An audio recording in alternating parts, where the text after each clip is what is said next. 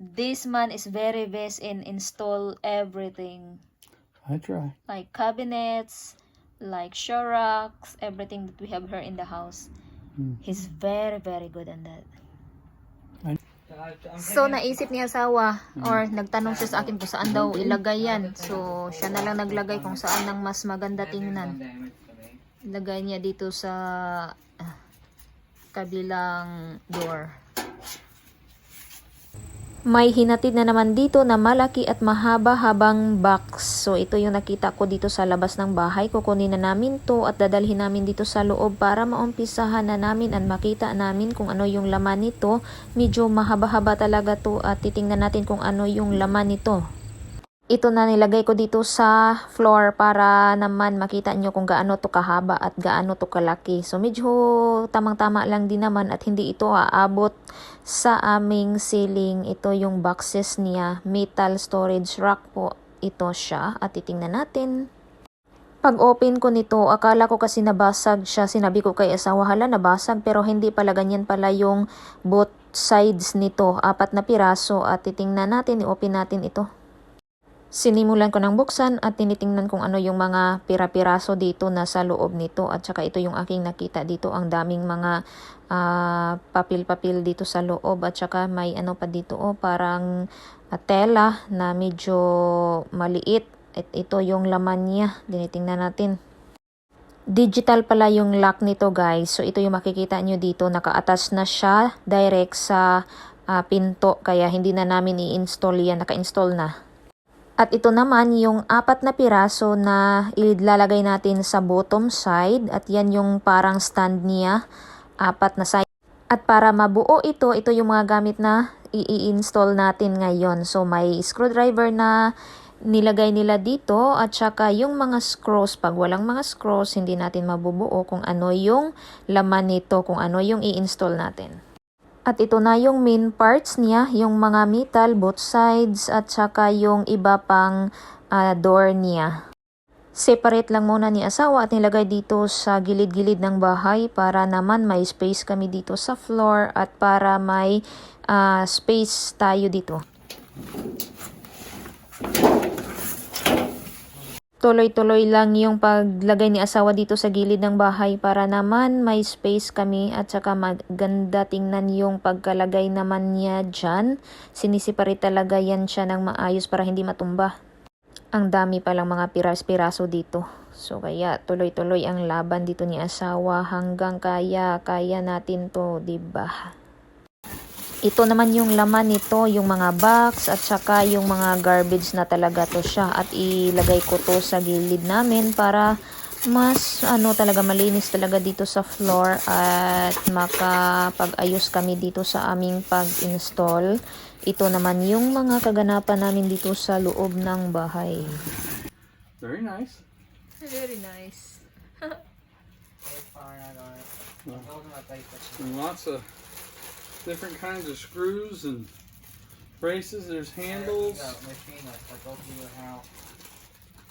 corner braces, shelves. Some itty bitty pieces that aren't in a bag. They're just thrown in there, so maybe they're extras. There you go. Oh, wall anchors. Hey,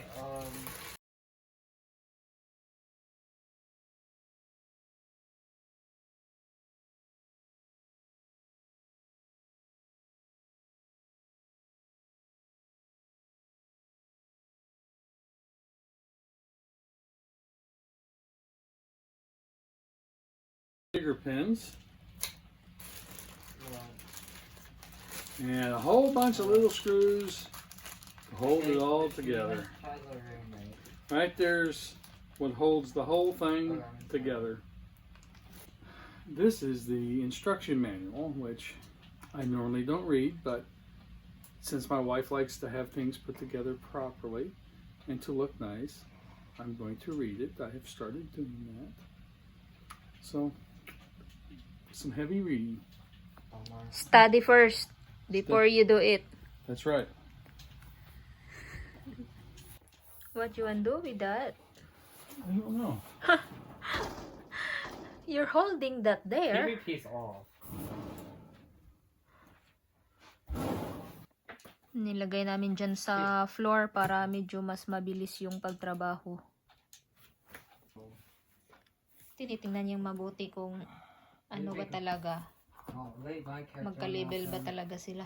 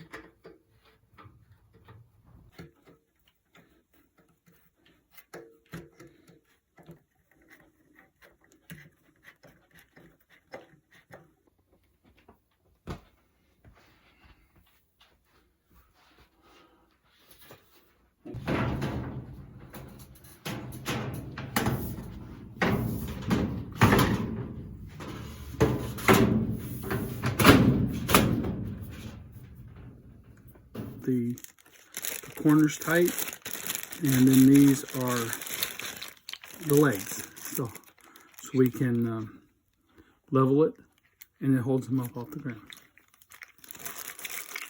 They don't move. Holds the- Corners. yeah, on the bottom. So we're gonna have to lay it back down now.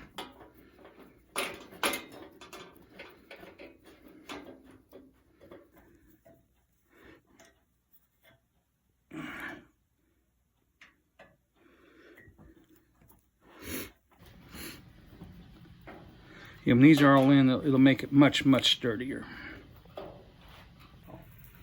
So yeah, just screw that in. That's adjust the levels.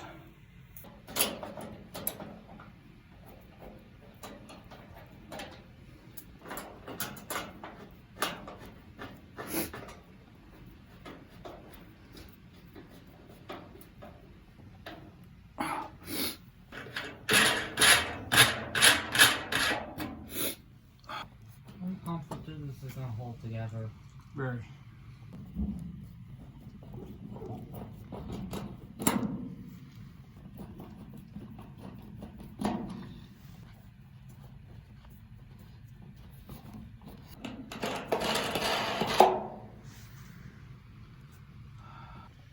That's the last one. Mm-hmm.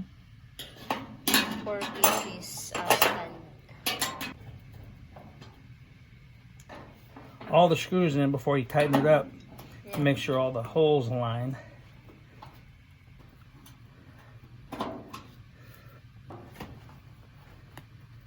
Four pieces screws. Mm-hmm. Both legs. Finally. don't want to go in. It will not go in now. Ito yung 4 na legs. So, 1, 2, 3, 4. That is letter K. Yung letter K, dyan ilagay sa itaas. Yan yung ulo.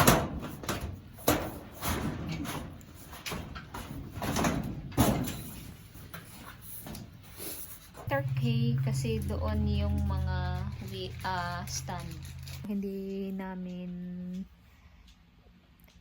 kaya na wait ng ilang days pa bago to ma-install kasi sobrang laki ng box. Two different. And this is letter K Uh-huh. at the top.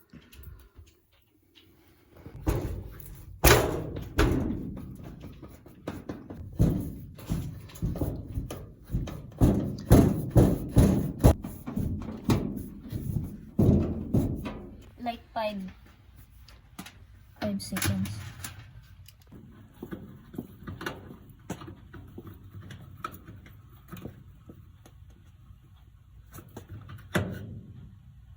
That's the letter J. Lagay dyan sa Huh? bottom side. How many screws there in the bottom? Just 2 because it's got those clamps Oh. that hold that. So we're basically just holding it down.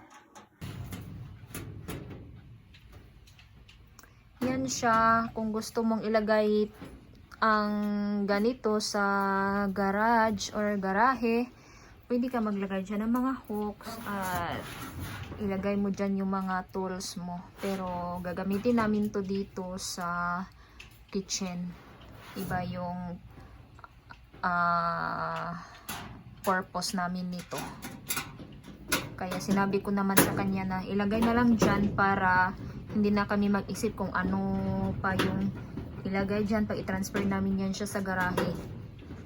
Para naka-attach na talaga yan siya dyan at hindi na malagay sa ibang place pa.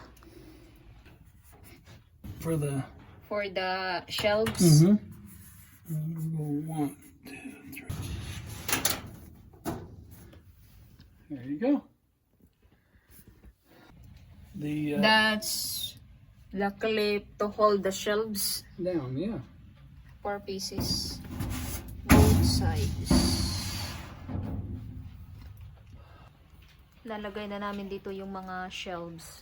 1, 2, 3, 4. 4 na shelves. Pero parang 5 siya dito. Na paglalagyan. 1, 2, 3, 4, 5. 5 yung paglalagyan mo. Pero 4 lang yung shelves. Medyo malaki-laki din to. Lagay na ni asawa yung ano dito, door. Oh, 1 only? You need 1 for... Yeah, it's built into the top. It's built in the top of that and then we used the other one here. At yan yung handle niya. Why is the handle? It looks like white. Silver. Is silver or... Mm-hmm. But the cabinet is gray. Okay, and there's silver handles. There we go. Now Ayan. this Pasok time na sa butas. I'm going to hold on to it. You have to do the screw out. Yeah, The because it'll pull out. Good job, buddy. Thank you. You can do it. Why is the lock is still sound? Well, because I keep hitting it. You keep hitting on this? Yeah.